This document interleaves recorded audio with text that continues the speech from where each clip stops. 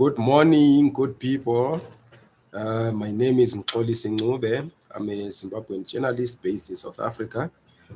Today, I'm going to talk about, or rather, I'm going to respond to questions that have been forwarded to us about the Operation Dudula that was set to be launched, or which was launched in Hillbrow on Saturday. Yes, on Saturday, just this past week, on the 12th of February this year. So people are asking because they've apparently come across some rumors.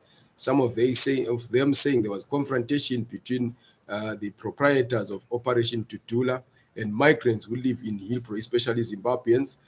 Some are saying that Operation Dudula was successfully launched in Hillbrow, and there are others who are saying that it wasn't launched because police had to be called in. So the truth about the matter is that there was no confrontation, there was no Operation Dudula which went to people's homes demanding that they should leave. The reason being, when these guys were just after they arrived there, they were being buzzed from different places. We don't know where exactly, but mostly from Soweto, and others from Yeovil. A handful of them were from Yeovil. So when they were buzzed in, they went to a street. It's called 5th Street in 5th Street and Orel, that is in Hillbrow. They arrived there. They started dancing and singing. But now, what was worrisome is that some of them had assault rifles that they were using to shoot indiscriminately. They were shooting up. They were shooting indiscriminately as they continued, as some of them were singing. And then there is an organization or a coalition of organizations which then thought that this was not going to end well because, the concentration of migrants in Hillbrow, that these Operation Dudula people are known for going around forcing people to give them documents showing their legality or their legal status in South Africa. So these organizations then approached Hillbrow police station, where they laid a report against Operation Dudula people, especially the use of firearms that they were doing, because that Hillbrow is a place full of flats, some of them high-rise buildings. So they were shooting, and there was a possibility that maybe somebody would get accidentally shot, or some people would, in an overzealous manner, react, because what was suspected is that after the launch, the Operation Dudula guys would go around the flats demanding to see documents of people who live there, or approaching people on the streets, forcing them to show them their documents, or forcing them to leave South Africa. So they laid a report with the police. The police responded swiftly. They came to where this incident was taking place. They used the rubber bullets and dispersed these guys. So before there could be any much incident, Operation Dudula launch was abruptly ended, especially because these guys were carrying firearms which they were using to shoot. They didn't aim them at people. They shot facing upwards. Their weapons were facing upwards. They shot in the air, but it was indiscriminately. It was uncoordinated. It was an illegal activity that they were doing. So the police came. They agreed that this was not going to end well. They agreed that this was, you cannot have members of the public just randomly shooting in a residential place. And there were children that were in those flats. Some of them were playing outside, and you would imagine what kind of trauma this causes to children. It doesn't matter that these are South African children or migrant children. A child is a child. And when you just shoot indiscriminately in a place full of people, you are saying that this child should see the use of firearms as a good thing. As they grow up, they will then wish to be having these firearms, shooting them, and you are actually spoiling society by doing this. So we commend the police for acting swiftly. We also commend those that witnessed this happening for not taking the law into their hands and for waiting for police to come and intervene. And then there are questions around the legalities of people going around telling people that they should leave South Africa, targeting them for being migrants, targeting them based on their nationality, or writing on social media that such and such a nationality should not be here, such and such a nationality is doing this, generalizing nationalities. South Africa, through the Department of Justice, has got what is called the National Action Plan to combat racism, racial discrimination, xenophobia, and related intolerance. It's something that is still being mooted. It's something that is, if fully implemented, is hopefully going to address some of these issues that are coming up, especially because of people that are right-wing minded, who target people based on their nationality. So the aim of this National Action Plan is to promote human dignity through the promotion of and protection of human rights. It is to raise awareness of anti-racism, equality, anti-discrimination issues, and address the need to prevent, combat, and address racism. It is to encourage the collection of data regarding racism, racial discrimination, xenophobia, and related intolerance, and allow for more comprehensive assessment of their needs to effectively combat it.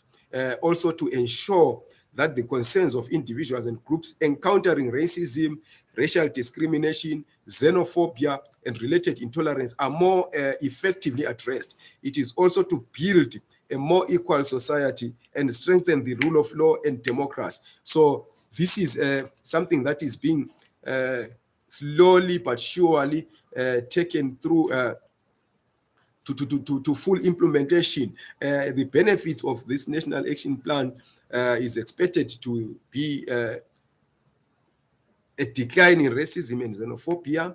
Asylum and seekers, refugees will feel safe in South Africa. The media will be held accountable for inciting racism, racial discrimination, xenophobia, and related intolerance, or perpetuating misinformation and harmful stereotypes. It will also, people will recognize their own racist and xenophobic attitudes and discriminatory and unacceptable, and will work on changing them. People will not express their racist and xenophobic ideas privately or publicly because they will know that it will not be tolerated. Workplaces will have a zero tolerance policy against racism, racial discrimination, xenophobia, and discrimination based on the mentioned grounds. So the discrimination is also the kind of hate crimes that are considered by this National Action Plan include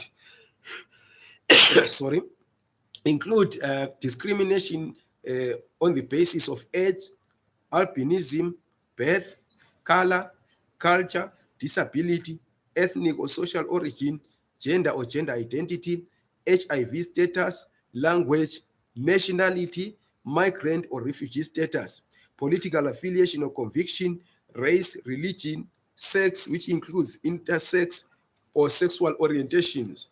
So we hope that when this National Action Plan is put into full use, things like this that we are seeing of people going around, vigilante groups going around demanding to see people's documents when they are actually not authorized by law to be doing this, because there is no law which authorizes private citizens to go around harassing people, demanding to see their documents, demanding for them to leave South Africa. So this is something that is illegal. It is something that is insightful. It is something that is targeted at instilling fear on certain people based on their nationality. And it should be noted also that these guys use illegal migration as their entry point. But the fact of the matter is that they don't even care about somebody's nationality, because even when you listen to them during their interviews, they speak with forked tongues. In one instant, they talk about illegal migrants. The next, they talk about migrants as a whole. Those people that were chased out of Bara, who were operating there, who were selling their wares, are not illegal immigrants. They are people that are here legally, but they were told that those stalls do not belong to them. They belong to South Africa. And the truth of the matter is that some of those people and most of these migrant informal traders are renting these stalls from South Africans who would have applied for them, gotten them, and then because they are busy with this or that other activity, they then rent them out for migrants to operate from there. And these migrants are paying rentals to them. Some are paying weekly, others are paying fortnightly, and the others that are paying monthly. So this illegal migrant term or phrase is just used to try and cover up for an illegality, to try and cover up for xenophobia, to try and cover up for hate crimes, to try and cover up from the criminalities that are taking place. And it is also a lie that these guys, whenever they go around, they do not harass people. They approach people politely, because there are people that have been beaten up in Bara. Some were even burnt with cigarettes on their necks for being foreigners, for being migrants, for operating there while South Africans are ostensibly being soaked by the rain. Yet these people were actually renting some of these stores from South Africans. So we hope that the South African government, because we are seeing some political parties like the EFF, the ANC, they are beginning to stand up. We are seeing worker movements in South Africa like NUMSA, COSATU. They are rising up against this form of vigilantism, against this form of criminality, which is targeting people unfairly based on their nationality, regardless of their legal status. The police are there, immigration is there, Home Affairs Department is there to deal with illegal immigrants, and they have within the confines of the law to approach this. It is not advisable, it is not legal for vigilantes or private citizens to go around in an unauthorized manner. Whatever their grievances are, they are not authorized to be going around harassing people, telling them to go. And it should also be noted that according to statistics in South Africa, there are 34.9% unemployed South Africans, and that takes the figure to around 7.6 million, when in actual migrants number less than 4 million, and out of those only 4% are employed in South Africa. So the chasing out of migrants from South Africa will not automatically result in employment creation for South Africans. It will not change anything. And while some people are complaining that migrants are taking away jobs, we are also seeing these right-wing movements targeting even those that are doing their own businesses, that are involved in their own businesses, like spaza shops, like informal trade, who are actually creating employment for South Africans. Many of these spaza shops, especially those in the townships, are employing South Africans. Some of those in the city center are employing South Africans. So this whole thing is not even about the people. It's never about the people. It's not about finding employment for South Africans. It's not even about putting South Africa first. It's just a handful of people who are out there to cause anarchy based on their hate and based on their political ambitions. Because some of these are just out there to try and score political points. So this is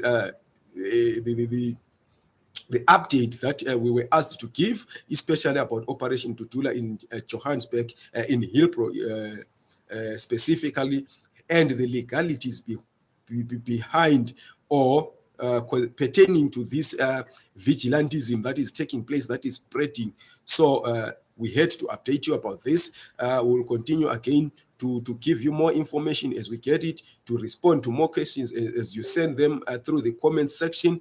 But for now, that is the state of affairs regarding the launch of the botched launch of Operation Dudula in Hillbrow. And then I see there are some questions. Okay, no, they're not questions, they're just general comments which do not warrant any response from us. So for you to continue getting more information from us, for you to continue asking us questions where you have concerns, to continue reaching out to us, could you please subscribe to this channel, like this video, and share it. Thank you very much.